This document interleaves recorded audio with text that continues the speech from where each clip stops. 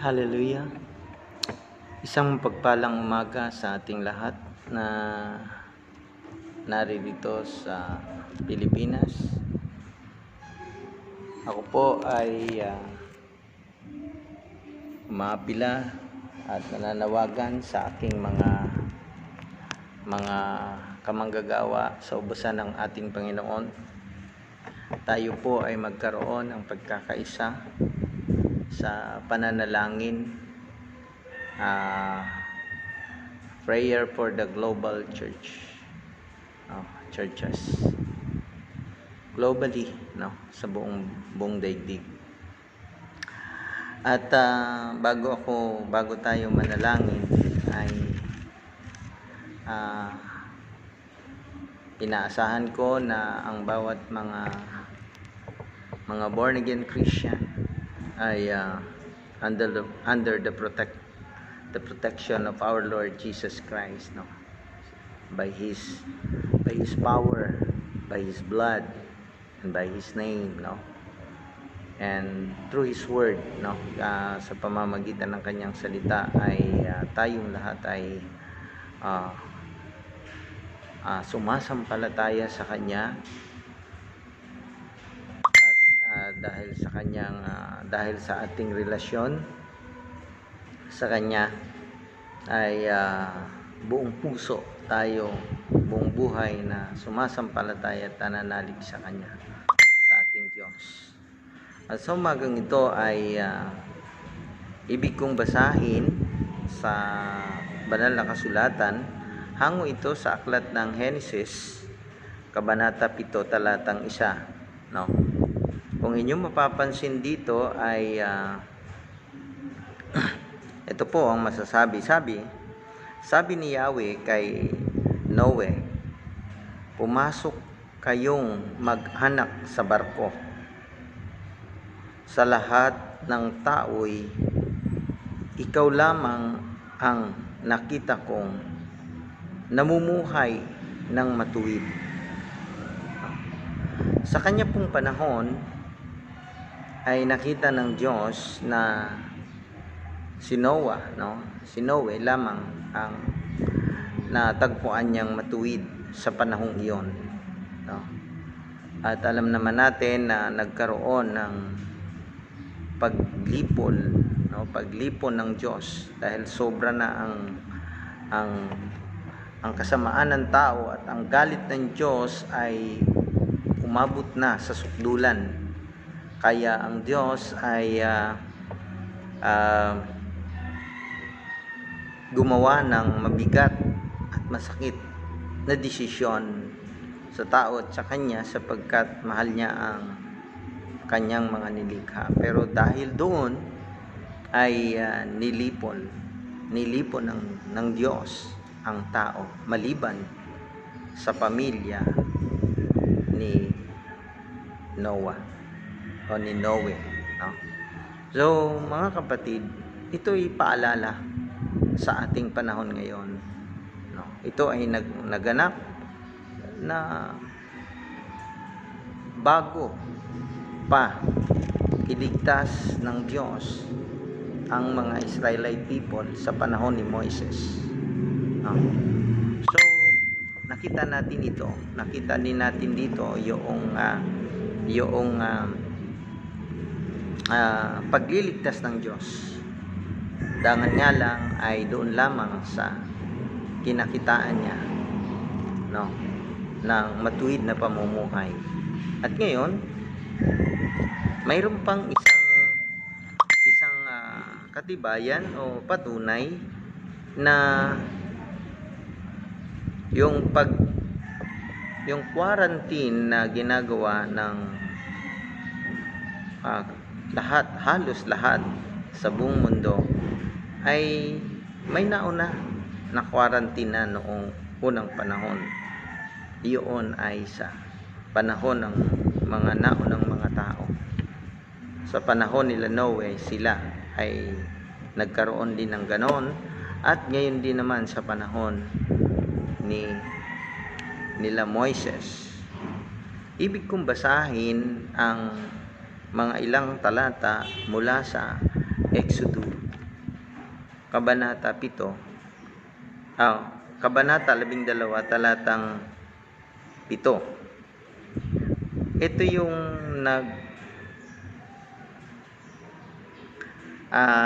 nanatili sa aking memorya, no? Sa aking memory. Kung babasahin ang 7 ng Kabanata 12, chapter 12 verse 7 sa English, ay ito yung makikita. Sabi doon, ito yung yung piyesta ng Pasko, no? Sinabi dito, kukuha sila ng dugo nito at ipapahid sa magkabilang poste sa itaas ng pintuan ng bahay na kakainan ng kakainan ng tinapay na hinatay na hayop. Sorry, no? Okay. At dito ay makikita natin dito na may instruction. Kung inyo pong babasahin ang buong Kabanata 12, ay may instruction dito. Ang Diyos na si Yahweh, sinabi ni Yahweh kina Moises at Aaron, no? So itong kaganapang ito ay nagbigay ang kataas-taasang Diyos ng instruction sa kanyang mga pinili leader. So ito ay si Moises at si Aaron. Okay. To make it short, ay may magandang palaisipan dito, no? At dapat din natin tandaan doon sa sumusunod na mga talata, makikita natin dito sa 12, no? Kabanata 12, talatang 12 din. Okay? Sa gabing iyon, lilibutin ko ang buong Ehipto at papatayin ang lahat ng panganay na lalaki, maging tao man o hayop. At parurusahan ko ang lahat ng Diyos-Diyosan sa Ehipto. Ako si Yahweh. Yun ang sinabi niya. 13. Dugo ang magsisilbing palatandaan ng mga bayan, no? O kaya bahay na inyong titirhan. Bahay na inyong titirhan. Sabi doon, lahat ng bahay na makita kong may pahid ng dugo ay lalampasan ko. At walang pinsalang mangyayari sa inyo habang naparito o pinaparusahan ko ang buong Ehipto. So, dito ay ating mauunawaan, no? Sabi niya, at parurusahan ko ang lahat ng Diyos-Diyosan sa Ehipto. Tapos nagpakilala siya, ako si Yahweh. Mga mahal kong kapatid, especially sa mga taong religious fanatic, nawa ito ay maging eye-opener nating lahat sa panahong ito. Kung magbalik tanaw tayo, no? Magbalik tanaw tayo sa mga matinding ah, mga nangyari sa ating bansa. Kung papansinin ninyo, sarili ko lang tong opinion, no? Pumutok ang Mount Pinatubo. Nagkaroon ng Yolanda. Nagkaroon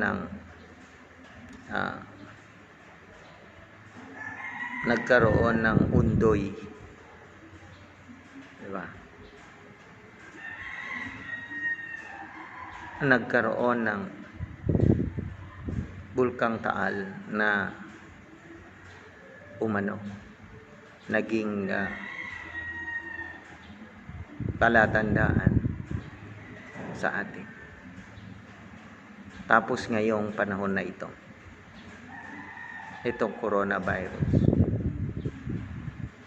Sana wag na nating hintayin pa na mas lalo pang dumanas tayo ng mas matindi pang kalamidad or ano. Ang aking pakiusap ay magkaroon tayo ng pagkakaisa as a nation. Nagawin ang nakasaad sa banal na kasulatan. Huwag tayong gumawa ng labag sa kalooban ng Diyos. Alam kong mahirap. Pero dahil sa Kanya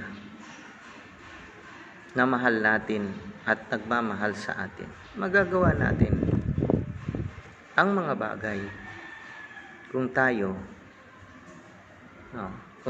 ay talagang nagmamahal sa Kanya. Mga mahal kong kapatid, kapwa ko Pilipino, o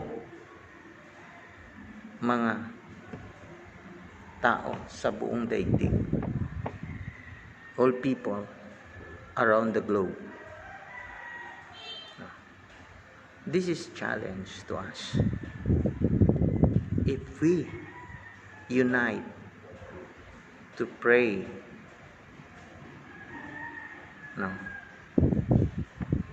I do believe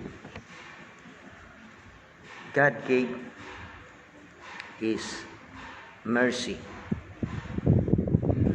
and His grace for us. So, once again,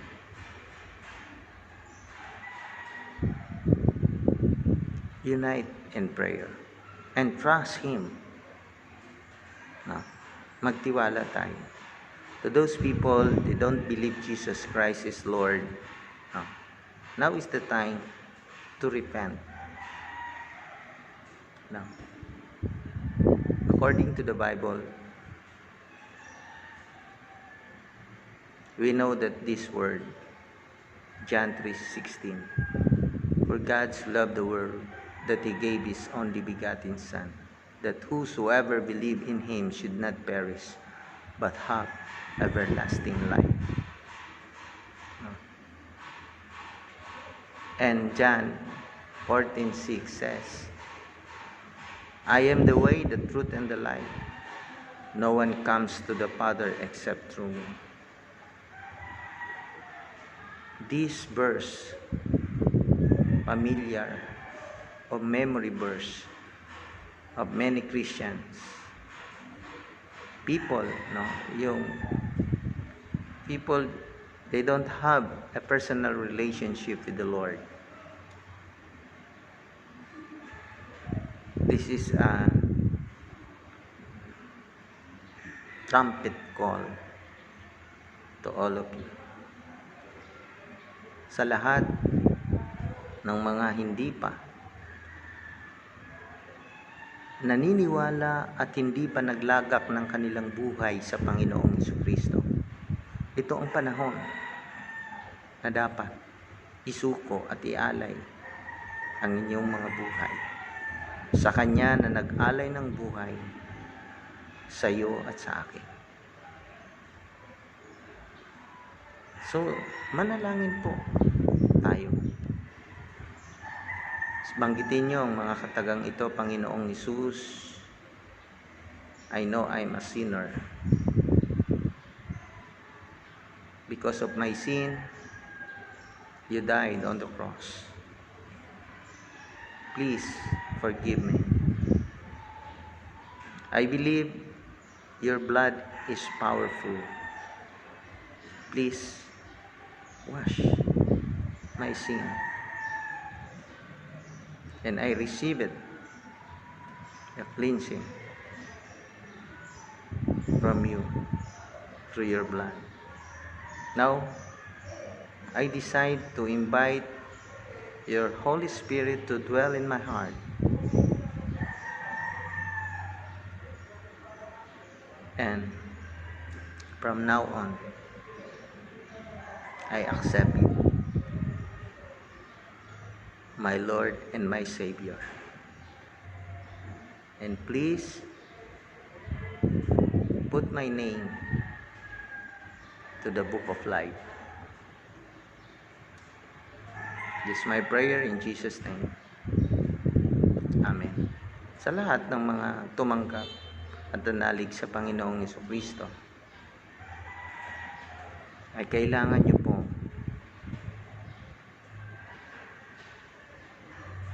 magbasa ng Biblia, manalangin, dumalo sa gawain ng Diyos, and then share Jesus Christ all over the world. So yun po ang kailangan ng isang mga mananampalataya. And then mag-aral tayo. May mga book na mabibili o kaya ay sa church na inyong dinadaluhan. Pumayag kayo na mag-undergo ng mga discipleship training. No? Ang mga apostol ay dumaan sila ng pagtuturo ng ating Panginoong Jesucristo. So dapat each of us, bawat isa sa atin ay dumaan sa discipleship para nang sa ganon ay tayo po ay lumago sa ating pong pananampalataya. Alam ko po mayroong may ang mga pastors, teachers, leaders ng simbahan ay mayroon silang mga sinusundan na hakbang para sa Christian living o Christian life. So, practice po natin ang pagiging Kristiyano. Huwag po tayong tumulad doon sa mga taong sumasamba sa mga ribulto, sa mga Diyos-Diyosan. Hindi po natutuwa ang Diyos dyan. At siya po ay nagagalit sa mga taong ang practice ay yung ginagawa ng mga panatiko na mayroon nga silang religion, wala naman silang relasyon sa Diyos. No.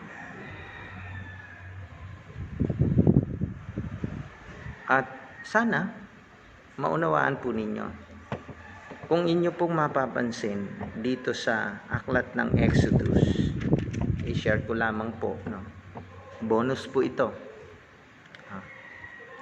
Sa aklat ng Exodus, Kabanata 20, ito po yung mababasa.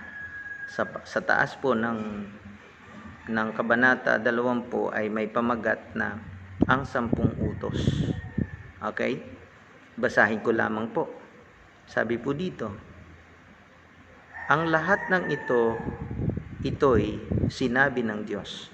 So, from the mouth of God, God's word. No? Verse 2, ako si Yahweh, ang inyong Diyos na naglabas sa inyo sa Ehipto at nagpalaya sa inyo mula sa pagkaalipin. So dito huwag kang sasamba sa ibang Diyos maliban sa akin. Utos yun. Utos. Huwag daw tayong sasamba sa ibang Diyos maliban daw po sa Kanya. 4. Huwag kang gagawa ng imahin ng anumang nilalang na nasa langit, nasa lupa, o nasa tubig upang sambahin. Huwag daw pong gagawa ng mga imahin. Yan sinabi. Utos din po yun. Huwag kang gagawa ng imahin. Panglima, verse 5, sabi po dito, huwag mo silang yuyukuran ni sasambahin, sapagkat akong si Yahweh na iyong Diyos ay mapanibughuing Diyos.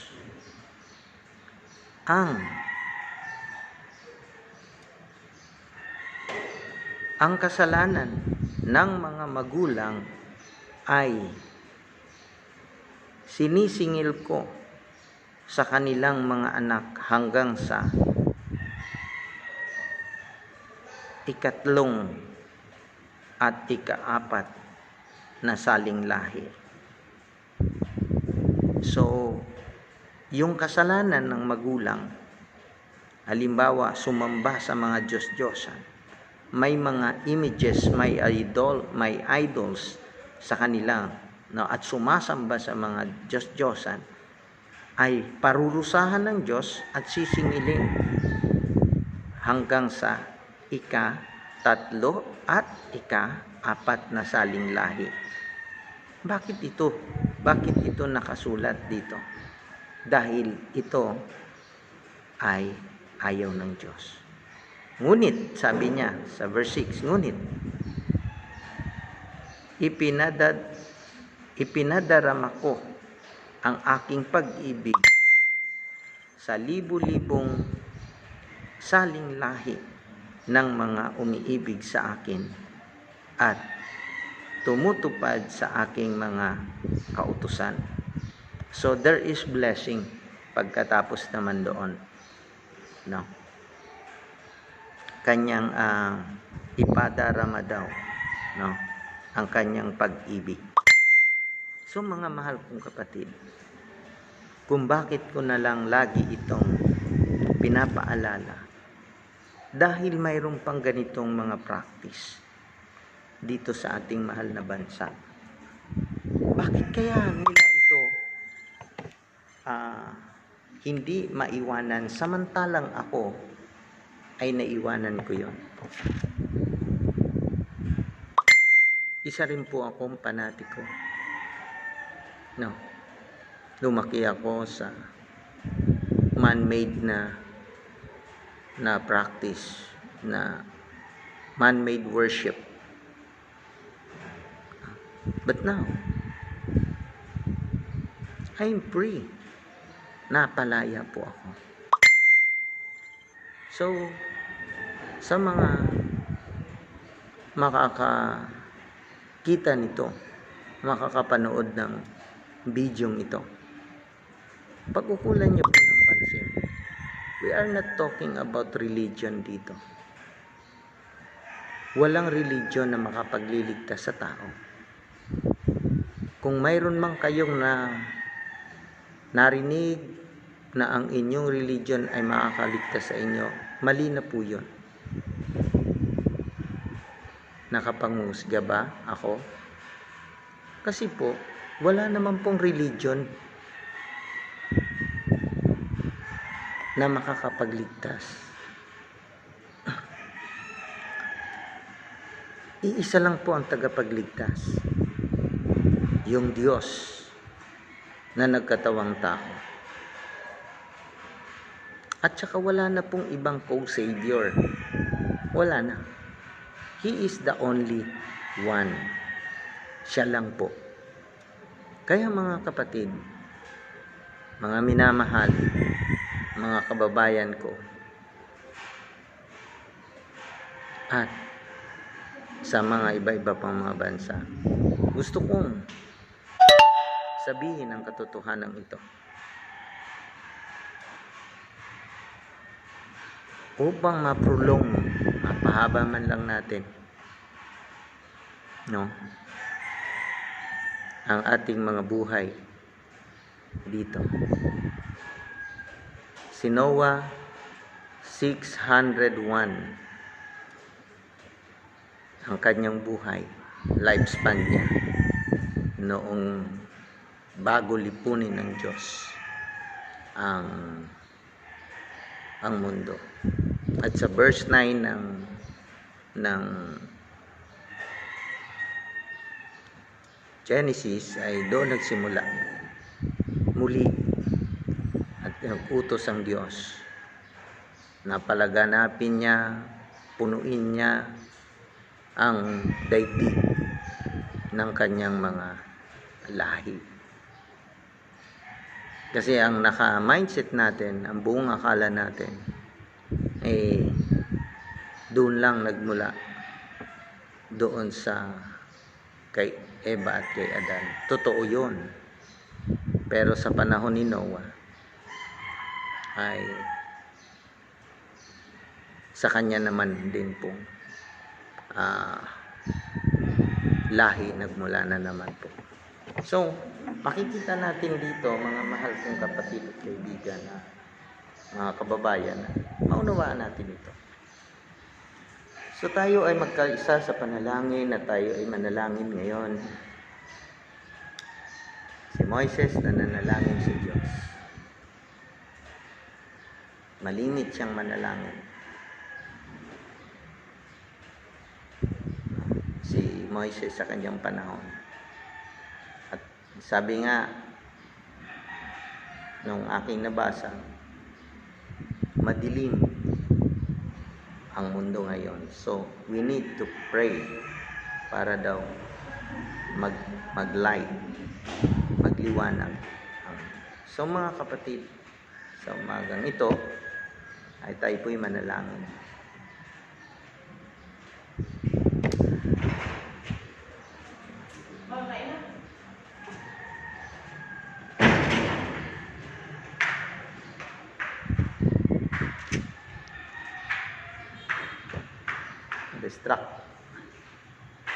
Distraction ng aking may bahay. Kami daw po'y kakain na.